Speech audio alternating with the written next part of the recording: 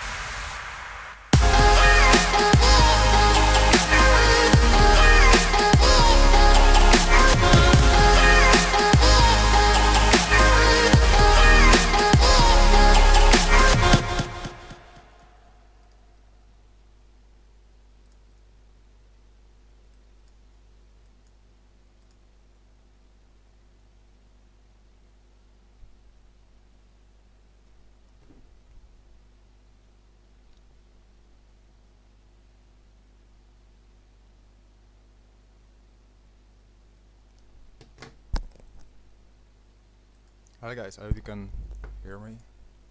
This is the track we're gonna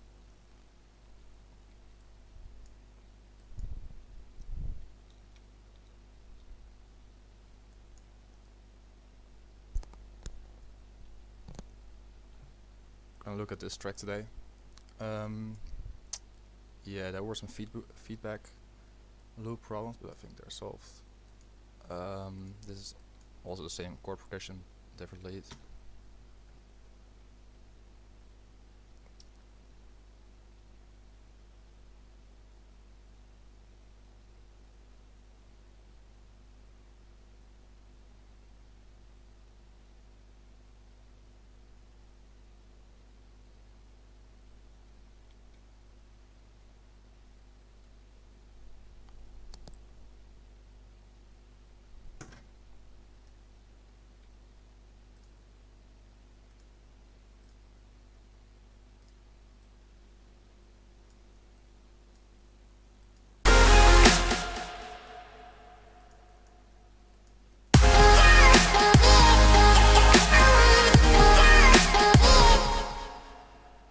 Got a slight problem with the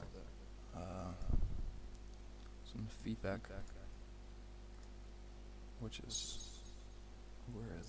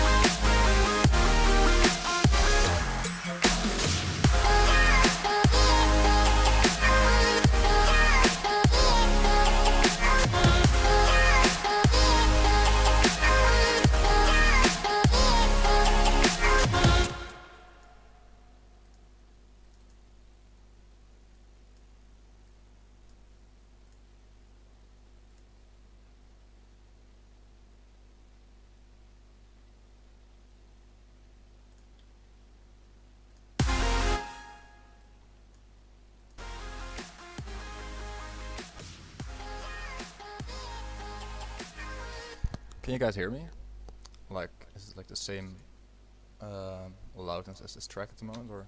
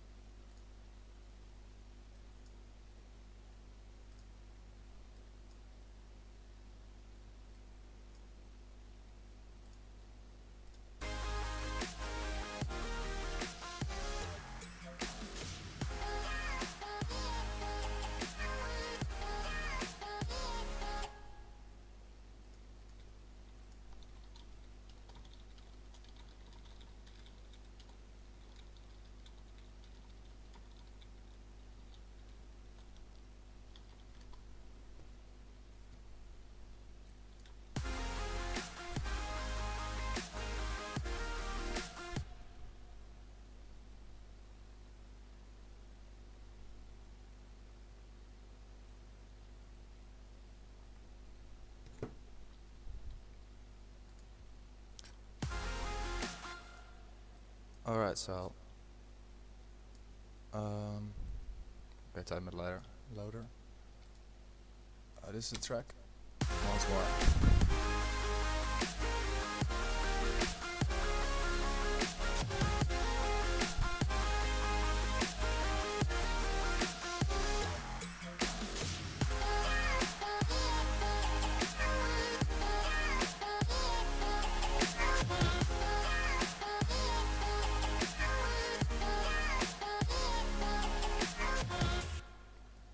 Alright, so let's start off with the beginning.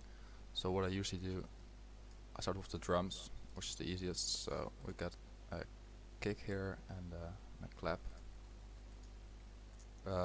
First of all, it's on 150 BPM, which is like normally it's between 140 and 160, or if you could also do it between 70 and like 85-ish, which would be the same, but then I just halved. This is the kick.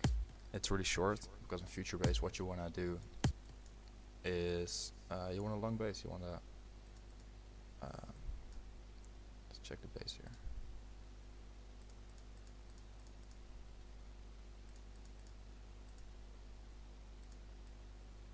You want a short kick, and you want the bass to dominate the track basically. As you can see, the kick just hits a couple of times, but together with the clap, it creates a nice feeling. I don't know if you can hear the bass. It's basically pretty much just a sub, so you can just hear it if you're like on headphones or if you listen on studio monitors. Oops, chops there. Alright, so how I usually go about this, kicks are a couple layers, as you can see. This is the backlash kick from Martin Garrix actually. It's just a punch, and this one's for the top. As you can hear, it's like kind of hi-hat-ish. And together they make this full kick. For snares the same, basically some layers. You've got one which has like much more snare. This one's got a tone. The tone is obviously in the same key as the track, so the track is an F. So what you want to do is you want to pitch it so that it's like in the same key, which makes it sound way better. A short clap, really attacky snare, and another snare there, and together they make this. So together with the kick and snare, what you get.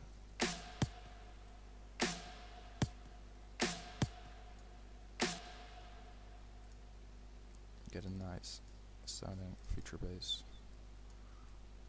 drum progression. What I usually do after that's just the bass. So I make a chord progression. As you can see, it's pretty simple. F. So basically the key is an F. So what you want to do is you want to make sure these are sidechained correctly. What I make them in sideways most of the time. Why? Because it's easy to use. It's FL itself. So basically you get citrus, and you can go to the default preset, and you just have a sine wave. And the nice thing is you can just draw in your bass. So if you take a spectrum analyzer, what you see here is that's a bit too high.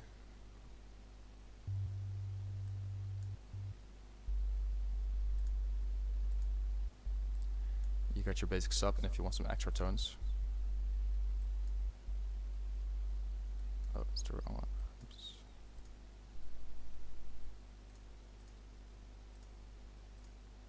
Okay. Here, as you can see, you can just draw on the bass, and you get like certain frequencies. So you can easily shape your bass. For this one, this is just a sub, and layered on the sub there's a one which is an octave higher, I could just have made them in the same VST, but it didn't. They're here, as you can see. It's a really low sub. Main thing here is you want to sidechain them.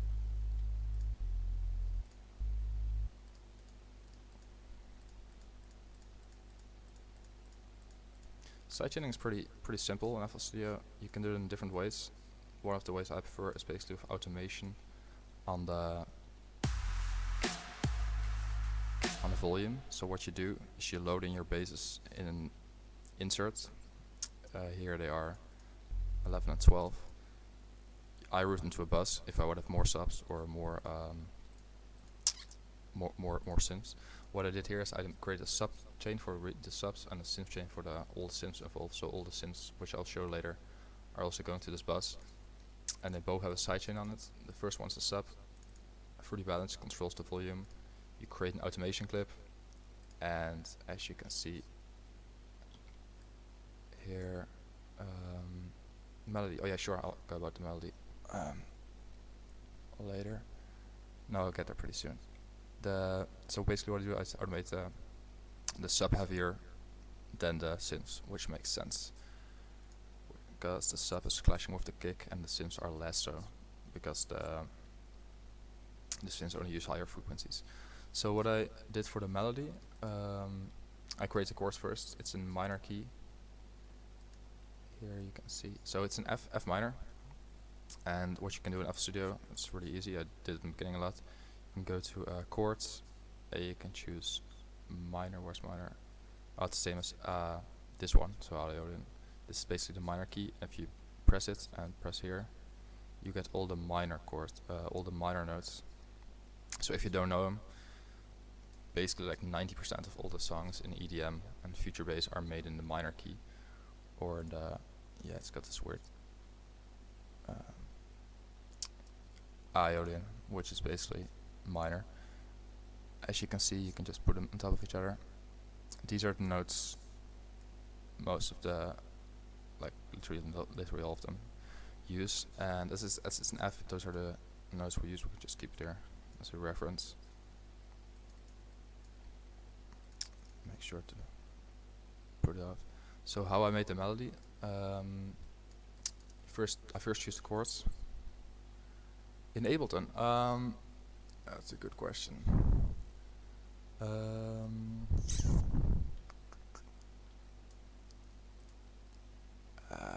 I can't answer that for you, but basically, yeah. No, I don't know about that, but anyway, you've got these notes here. Yeah, and it's pretty handy.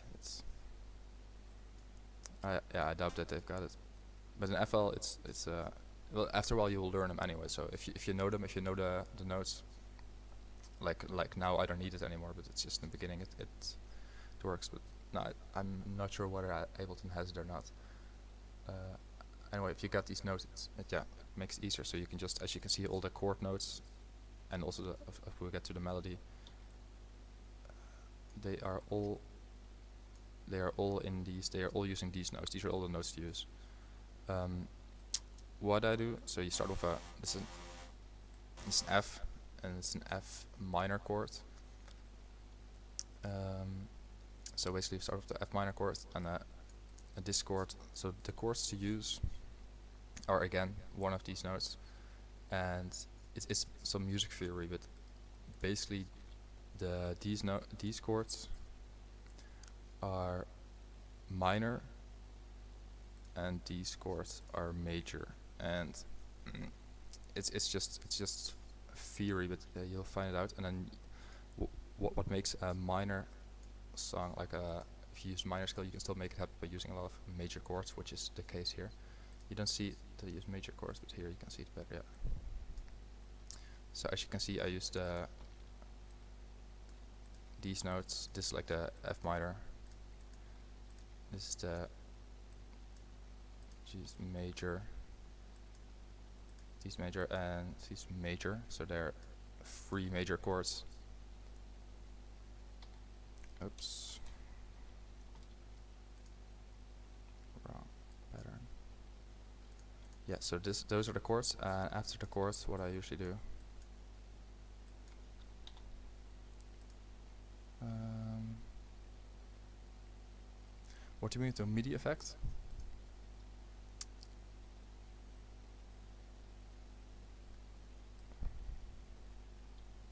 Yes, the stream's got a little delay, so basically when I'm talking, you guys will hear it like, I think like 15 or 20 seconds later. So yeah, these are the chords. These, I don't get what you mean with the MIDI effect. If you get any questions, just ask me. I'll go over them. Anyway, those are the chords used. So minor, major, major, major, and after that I went to the melody. And again same scale. If you want to check all the notes used, just simple minor scale. And so what makes a melody great is that you follow the chords. So as you can see, that's a nice thing about FL Studio. Scale MIDI effect. No, I'm sorry, I got Ableton, but I don't really use Ableton Live, so it's kinda the scale MIDI effect on Ableton. I don't know. If you go on the internet, you can find a lot of sites, like basically Wikipedia probably has it, where you can see like a C major or a minor, and they have the notes for you, and you can also just learn them by heart. Like I think after a few weeks, I got them by heart, and so you know which notes fit in a major scale, which in a minor scale. Anyway, like the melody, how what makes great melodies, that it kind of follows the chords. So we first made the chords, and as you can see, these notes are focused around the chords. It's nice because you can see the chords in the background. Here the chords move up to the C, which is in the used in the second chord, and it ends there on a note which is involved in the chord progression as well. And the last one, I can't really see it, but they are again focused around the chords. So if you wanna have a melody which sounds great, just try to center around those chords and use a lot of like I like to call them stairs. Here's like a stair, walking down, walking up again. Here, walking down, walking up. So basically, chords in between, notes in between,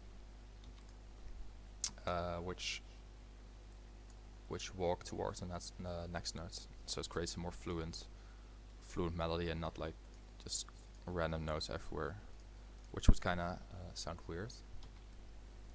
So that's how I made the melody. There are certain layers here, as you can see, which go over the the chords. But the chords are 4 layers. They sound like this.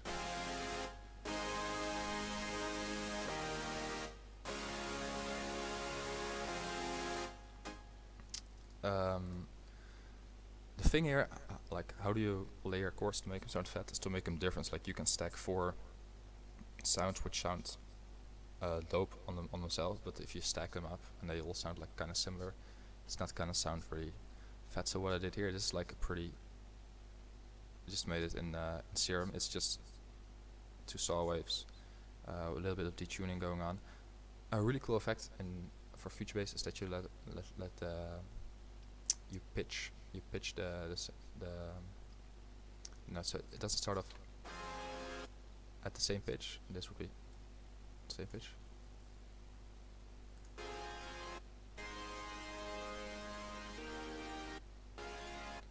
But as you can hear,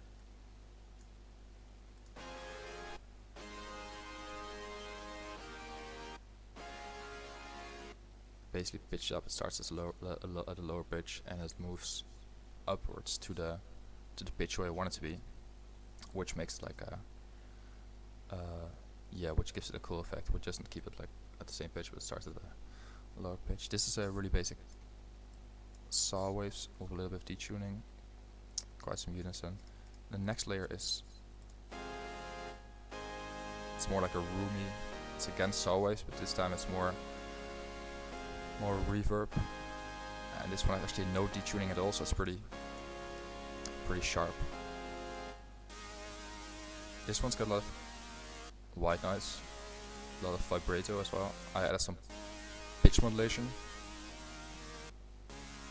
So basically what that is, I should have it out. It's extreme.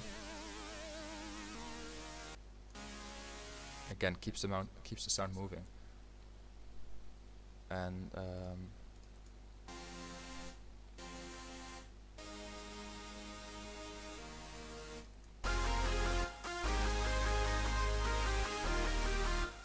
can I make a dubstep talk? I can make dubstep, but today we're going to focus on future bass. So basically we'll go over the layers, but we'll definitely cover concepts which can be used in dubstep as well. So we'll go over the vocal chops in seconds, which I think come in handy as well.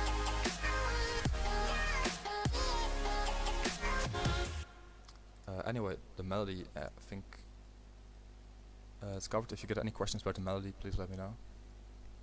So basically follow the chord lines, get to know some music theory.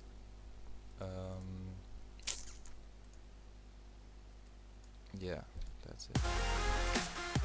So what else we got? So what I did here is I started with a basic synth. Oh, where's the sound? Oh yeah, the chords, these 4 sounds. And the last one is a mega saw in massive.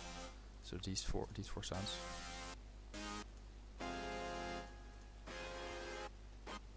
All kinda different sounding. They make the chords. And for the melody, it's 6 layers, as you can see. It's like a guitarish layer. The same preset, I think. Oh no, this is a guitarish layer. This is the same preset.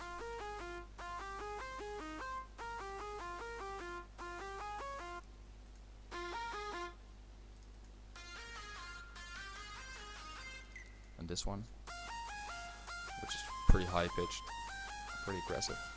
This one. And the last one. So how do I choose my layers? So I first choose I think this was the main one. Started off with this one. I pitched this one up 12 semitones, but I just kept the same preset. I'm not sure where it goes to the same bus. I doubt it. No. There's some processing going on. Then I added the same one again. But this time I put a guitar amp on it using isotope trash. So this is basically 3 times the same preset, but all processed differently, and this one playing a different octave, making the sound way better than if you would just have the original one.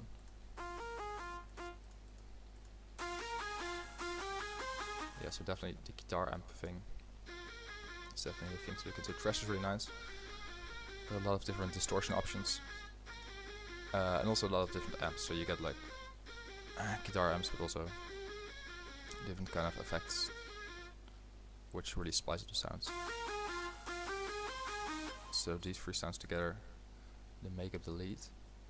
This sound is another like guitarish kind of sound. It's just for the low end, or like the mids. This one's just another aggressive lead. So the processing on them is it's pretty simple. So this is the first lead. What I usually do is I compress it or I crush it using either a compressor or a distortion plugin. So this time it's a distortion plugin. It's got some compression in it as well. As you can see, some slight tube distortion and a little bit of compression with the fat mode on. Also some EQing. There was a little bit too much, around the 1K region. Always get rid of your lows, so make sure to like put a low cut filter on it to get rid of those. And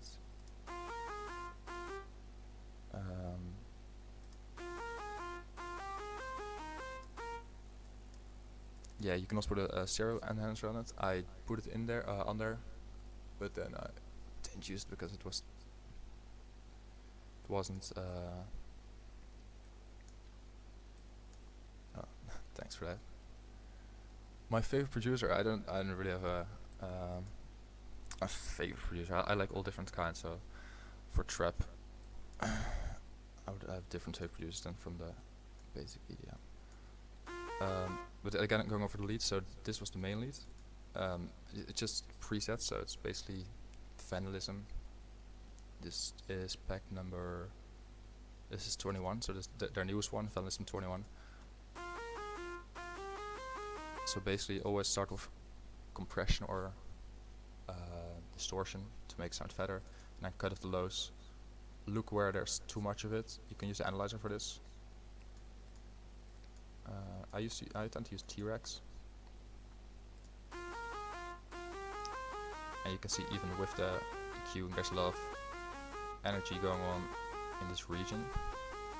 So what I do is cut out a bit here. Also the lows, there are no lows anymore, which is good for the mixing. If you want a tight mix, you don't want the lows there. It's all the leads together. As I mentioned before. Wait, here's the one of the distortion on it, and together they make a way.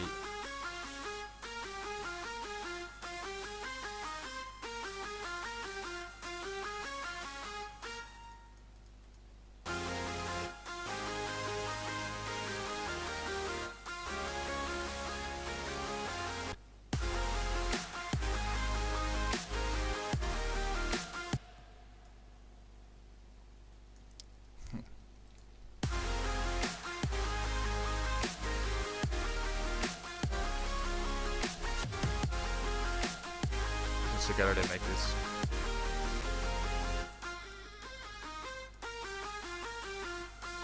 This lead. Okay.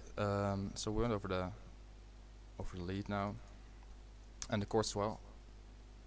So what I tend to use some fills,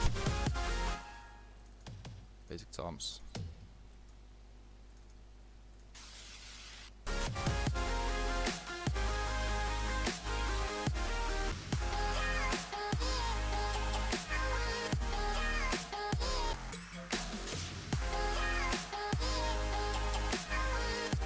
Okay, so what I did here, I did some vocal chops. The vocal chops here it's an acapella from Danik and Hardwell Survivors.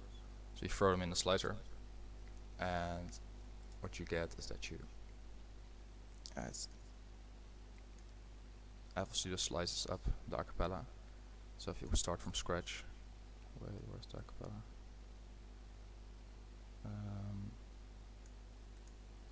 Hardwell acapellas, Dyro Survivors.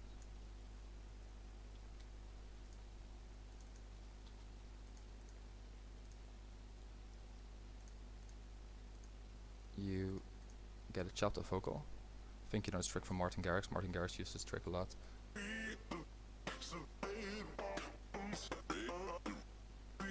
Basically get different chops, and this can be really cool in future bass as well as other styles. What I did is I linked to a channel, and I put on some. I again compressed it or distorted it using a Camel Crusher.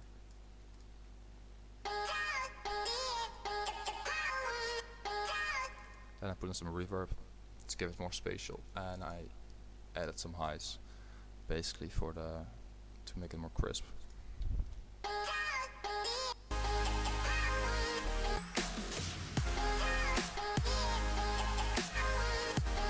So what's really important with these acapellas is that you look up the key of the original acapella. So this acapella was in G minor, and you want it to be the same key as your track. This track was in F minor, so what I did, I pitched up with 10 semitones,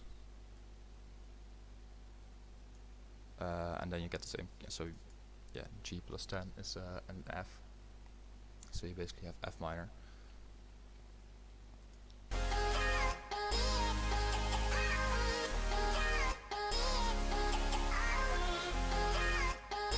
And the chops are always random, so what I tend to do is when I make chops, I try to find the root notes. The root notes F. Oh wait, I'm not sure if this is F.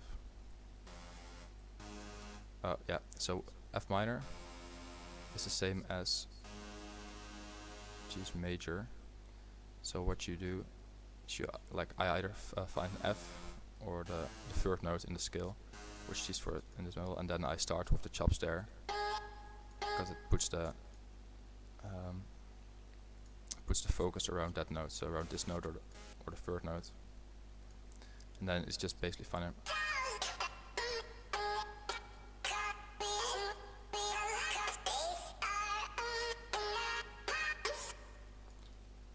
random notes.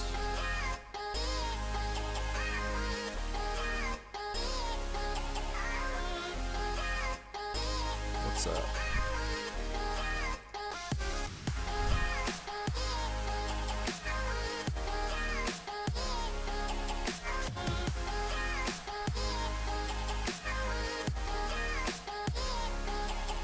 If you get any questions, just let me know. Just shoot and I'll answer them.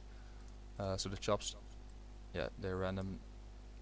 Often use the same notes, I would say, to really put focus around a certain note. Otherwise, you get like too random effects. So the notes sound really random, and your chops don't really focus around a certain note. Or find chops using the same notes, which is also a possibility. Together with the elements used before. So the kick, clap, and the same chords again. Oops.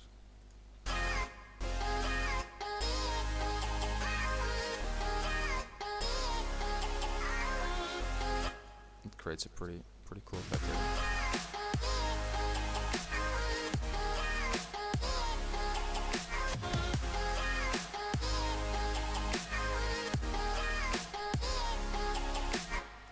Again, all the notes fit into the scale. You guys have any questions? Otherwise, I'll just go over certain concepts. For instance, how I layer my kicks,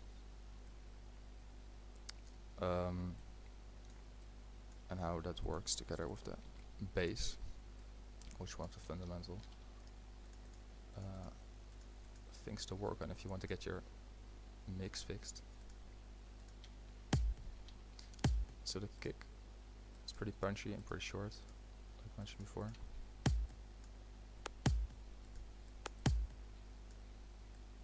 And the bass is obviously filling up the other space.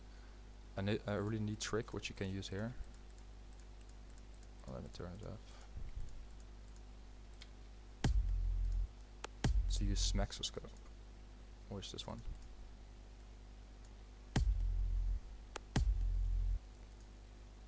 Oh wait, what's happening there? Ah.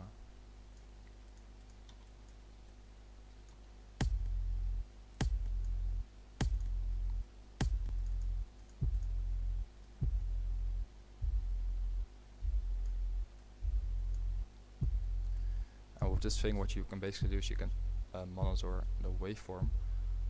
As you can see, they're not really overlapping now. You see the bass there and the kick there, so that's you know that the side chaining is done. Wait, here, that's it. It's the kick and the sub bass, and you see them like separate from each other, so they're not really overlapping. This is done with the Fruity Balance, which was mentioned before, just automating the volume. And without them, you get a big spike here.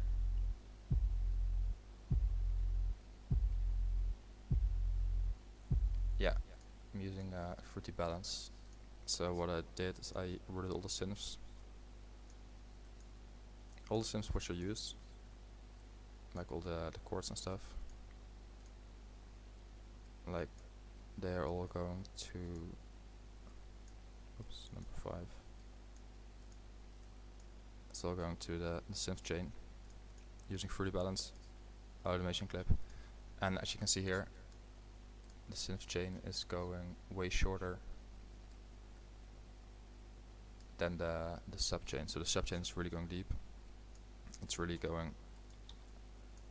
cutting away some volume from that sub bass, which is this one.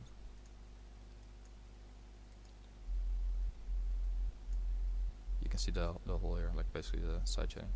There are various techniques for sidechaining, but I prefer this because it's kind of visual. You can see, I can just see, okay, the kick stops here. This is the low end. This one's just the top, by the way.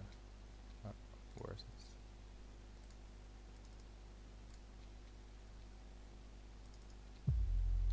Obviously, I'm low passing, so you don't hear it here.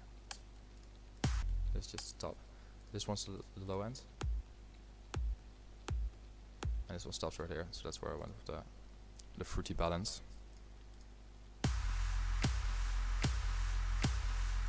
Sidechain is so layering of the kicks. Your kick is pretty important. You can obviously just sample it from a future bass track, but I try to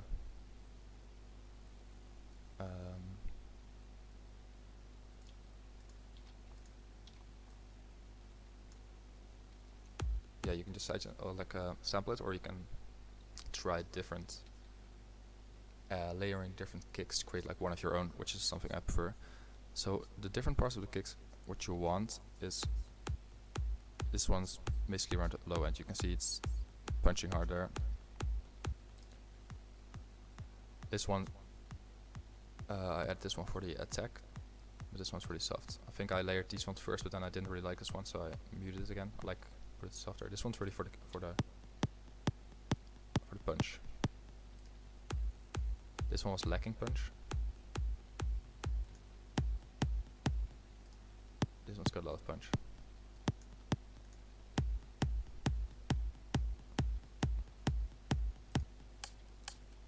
And this one's something from Avicii. It's the true, like one of his album. He used this kick a lot. Avicii, his true album. Oh, it sounds kind of dry. And in future bass, you sometimes wanted kind of like a roomy. Chainsmokers even use like reverb on their kick, so you could use a reverb on a kick to make it like more roomy. Or you can use this kind of has like a hide over it.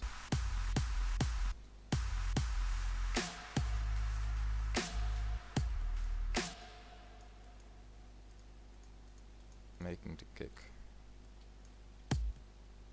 yeah, way more audible in the whole track. So that's the kick. If you get any questions about that, please let me know. The snare, again, you can sample a single one, or you can layer them. So what you want is different parts. You want the mids of a snare.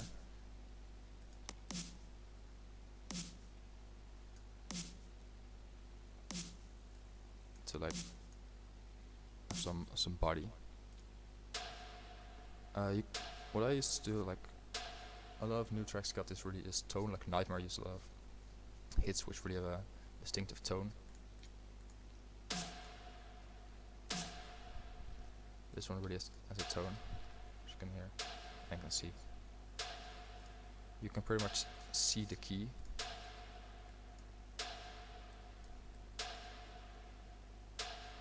And as you can see it here. There, underneath, it's around F, which is nice because the track has an F. I might even have pitched it a little bit. Yeah, pitched it.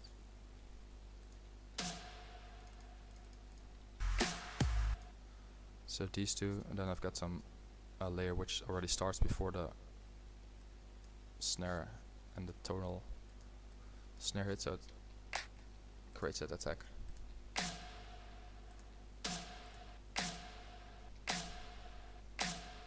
Which is nice. This one adds a lot of power on the initial hit. It's really short.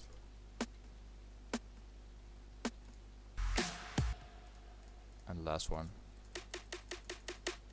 just adding more.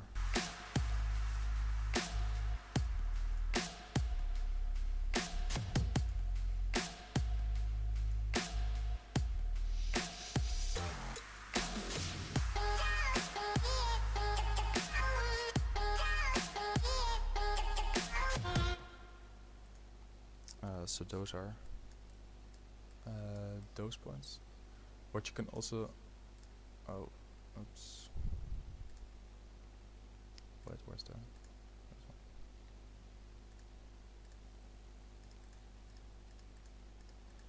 Yes, as you can also, definitely if you start off, I would suggest you just sample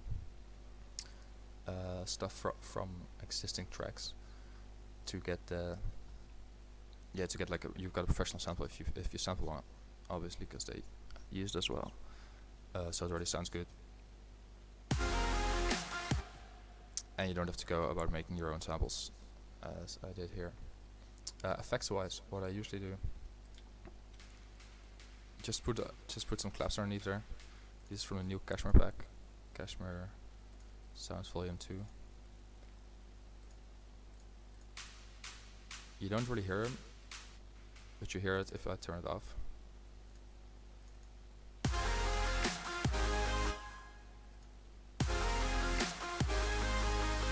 An extreme situation without this.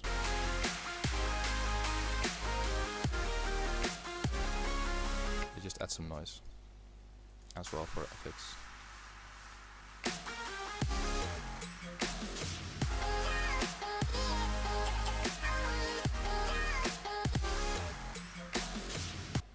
I got a small fill going on there, so what you usually want to do is after some bars you want to spice it up.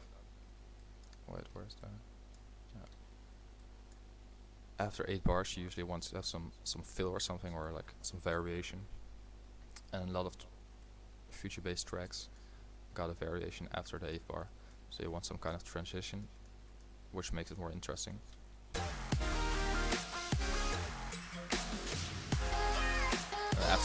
After that you start with your variation, which is in this case the vocal up. So what I did here for the fill, what you can use a lot of feature bass or like growl sounds, which are cymatics. Cymatics use them a lot. That's a bit extreme.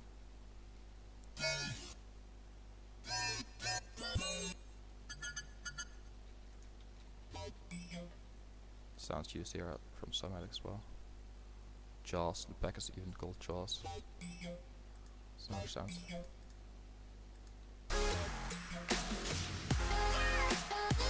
A lot of bass shots. Vengeance has got some essentials, and they have bass shots.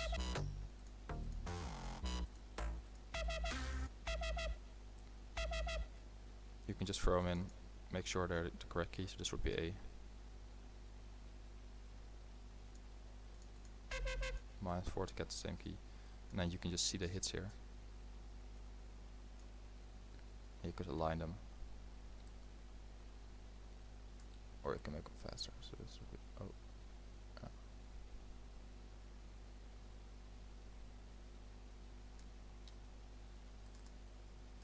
to repitch.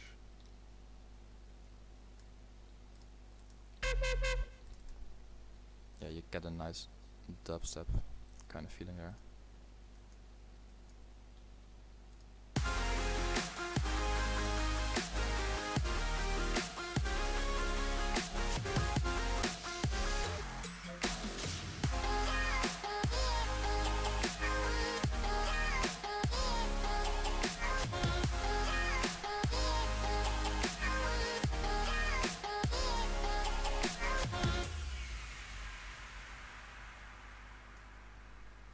Effects are all used from the either Vengeance or Cashmere packs. As you can see, they're all there. Yeah, basically I think I've covered this complete track. If you get any questions, please let me know. We covered the melody chords, sidechain technique, low end.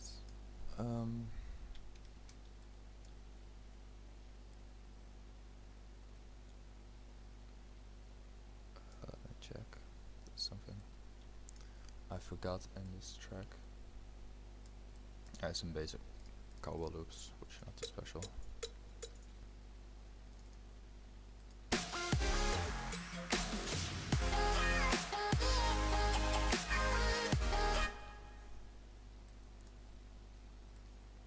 guess if there are no more questions, I want to thank you for following this live stream, and hope to see you next time.